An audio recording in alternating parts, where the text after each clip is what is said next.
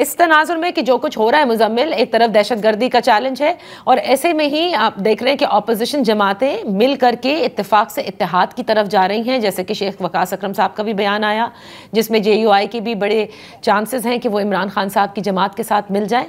तो ये जो हुकूमत मुखालिफ इत्तेहाद एक ऐसे वक्त में बनेगा, ये हुकूमत के लिए कितना मुश्किल होगा या चैलेंज होगा, या आप समझते हैं कि वो मजबूत हैं हुकूमत, उसको कोई फ़र्क नहीं पड़ता ऑपोजिशन जमातें कोई भी अलायंस बनाती रहें? अच्छा, पहली बात तो ये है कि वो आमिर जिया साहब ने जो बात की कि एक सोशल मीडिया है और एक लीडरशिप है। देखिए, इस लीडरशिप का क्या करें जो 4 वीलॉग्स के बाद अपना फैसला बदल ले। पहले 7 लोगों के नाम दे कि हम सुबह कौमी सलामती में आए और शाम को लंदन से 4 वीलॉग हों तो अपनी लिस्ट वापस ले लें।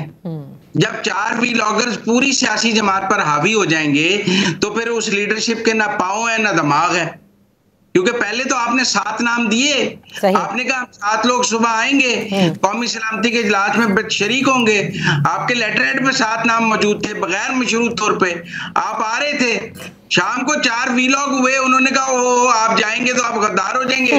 ना बैरिस्टर गौहर के पांव थे, ना उमर यूब के पांव थे, ना शेख वकास अकरम के पांव थे, ना दिमाग था ना पांव थे।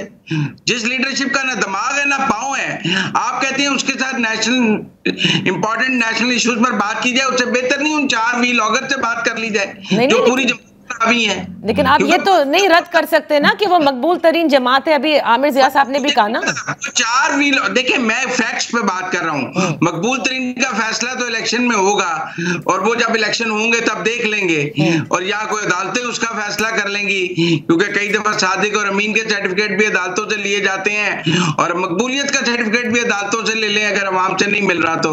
मैं उस पर तो बात नहीं करना चाहता, लेकिन मैं फैक्ट्स पे बात करना चाहता हूँ कि क्या 4 वीलॉगर्स का खौफ पूरी जमात पर नहीं है। ओके, सो अब बताएं तो फिर अब नहीं तो अब इसमें अब आपने जो बात की उसके अलावा कि नेशनल कंसेंसस पाकिस्तान में दहशतगर्दी के खिलाफ एक कौमी इत्तेफाक राय मौजूद है। मुझे कोई पाकिस्तानी ऐसा नहीं मिला जो कह रहा हूं मैं दहशतगर्दी के हक में हूं। कोई सियासी जमात अपने किसी मखसूस मफाद के लिए अगर कोई दूर रह भी रही है कौमी इत्तेफाक राय से, तो मुझे सड़कों पर चलता कोई आदमी ये नहीं मिला कहने को कि मैं दहशतगर्दी के हक में हूँ। बिल्कुल ठीक है, दहशतगर्दी के खिलाफ हैं। ठीक है, तो सर अब उस पर भी आ जाए क्योंकि वक्त कम है कि ऑपोजिशन अलायंस क्या कर सकती है हुकूमत के लिए कि अगर मौलाना फजलुर रहमान साहब ऑपोजिशन अलायंस को ड्राइव करेंगे तो वो कॉमन सेंस पर मबनी और सेंसिबल अलायंस होगा। ओके, वो कोई मेरा खुद कुछ अलायंस नहीं होगा जैसे पहले किए जाते हैं, सुइसाइड बॉम्बर नहीं होगा वो। और आप ये देख रहे हैं कि मौलाना साहब जो है वो इस अलायंस का हिस्सा बनने को हैं।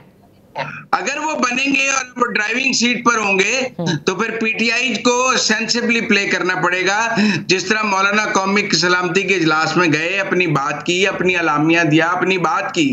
वो कहेंगे हम जाएंगे, बात करेंगे, पार्लियामान में बैठ के बात करेंगे।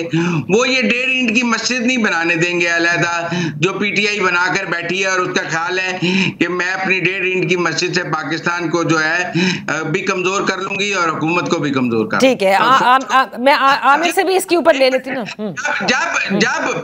जब ऑफिशियल ट्विटर हैंडल से आर्मी चीफ को मुख्तलिफ नामों से पुकारा जाएगा तो फिर आप कहते हैं कि बड़ी मकबूल जमात और फौज के दरमियान इख्तलाफात नहीं होने चाहिए।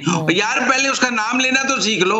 जब आप किसी को नामों से गलत नामों से पुकारोगे और फिर आमिर जिया साहब दलील देंगे कि ये जिम्मेदारी भी अच्छा, तो अब आमिर जिया साहब को जवाब देने देना।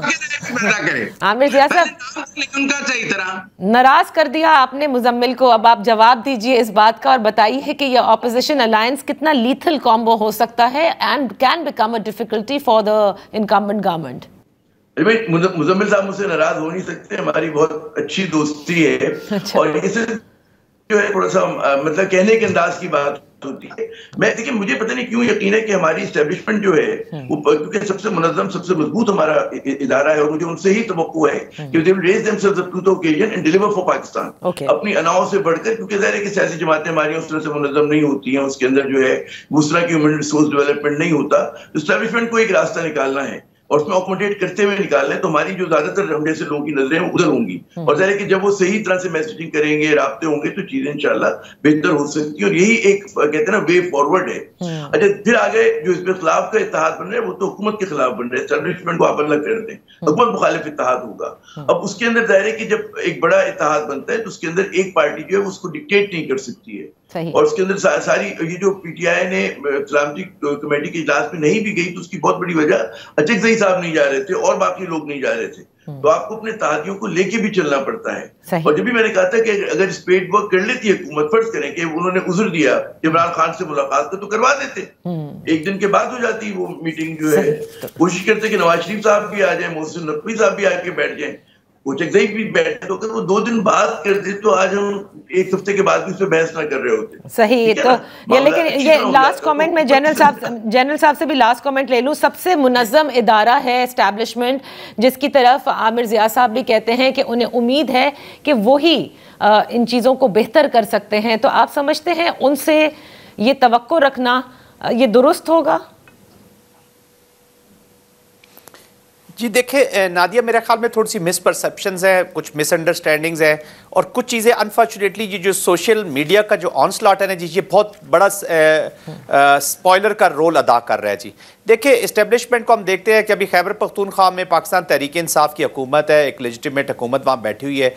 245 के नीचे पूरी जो मिलिट्री की जो सपोर्ट है उनको उस ऑपरेशन में हासिल है। He is there too, he can call the shot जी। वो अपने लीडरशिप से मशवरा करे, जो भी अपना रखना चाहते हैं वो अपने तौर पे करते रहे। लेकिन बस मेरी सिर्फ ये रिक्वायरमेंट है एज अ पाकिस्तानी कि जो सेंसिटिव इशूज़ है, जो पाकिस्तान के सेंसिटिव, जो पाकिस्तान की बका के इशूज़ हैं जी, to be very honest, situation इतनी ग्रेव है नादिया कि मैं कहता हूँ कि हमारी ना डिबेट हम थोड़ी सी अभी भी उस लेवल पर नहीं कर रहे जितना हमें डिबेट को या बातचीत को या रिस्पॉन्स को लेके जाना है जी, ऊपर लेके जाना है। इसमें अगर कुछ चीज़ों को हमें इग्नोर भी करना पड़े तो टेम्परेरी हमें इग्नोर कर देना चाहिए।